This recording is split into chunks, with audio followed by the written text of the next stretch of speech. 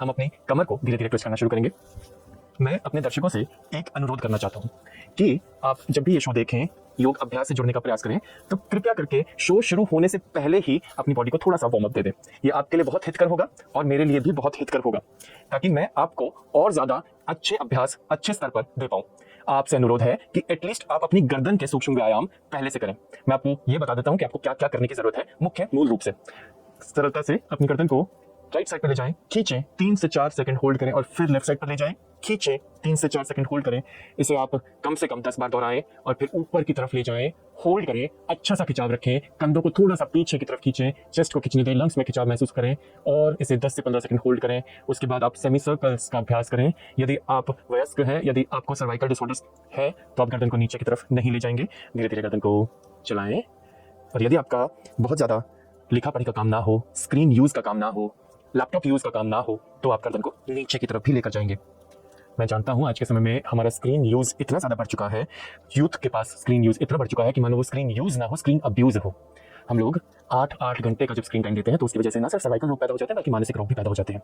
Anxiety, depression, ADHD जैसी समस्याएं भी बहुत आम हो जाती हैं। मेरे साथ धीरे से सामने की तरफ आएंगे और अपने शोल्डर्स के लिए हम धीरे धीरे अपने आप को इस तरीके से नीचे की तरफ ले जाने का प्रयास करेंगे। मैं अपना अनुरोध दोहरा देता हूँ एक बारी कि आप शो की शुरुआत होने से पहले ही गर्दन के व्यायाम, कंधों के व्यायाम करके रखें, कुछ बेसिक, तो इससे आपका यहाँ पर योगाभ्यास और बेहतर हो जाएगा। धीरे धीरे कंधों को नीचे की ओर लेकर के जाने का प्रयास। आगे के 5, 4 होल्ड कर रहे हैं, 3, 2 और 1। अब मैं धीरे से अपनी उंगलियों को पीछे की तरफ पॉइंट करके धीरे धीरे आगे खिसकने का प्रयास करूंगा, जिससे मेरे शोल्डर, स्कैपुलास, ट्रेपेजियस मसल्स और लेटरल टॉर्सी पर भी बहुत अच्छा प्रभाव मुझे मिलेगा। आखिर के 10, 9, 8, 7, 6, 5, 4, 3, 2 और 1। धीरे से वापस आ जाते हैं। मैं आ रहा हूँ पेट के बल पे इस तरीके से।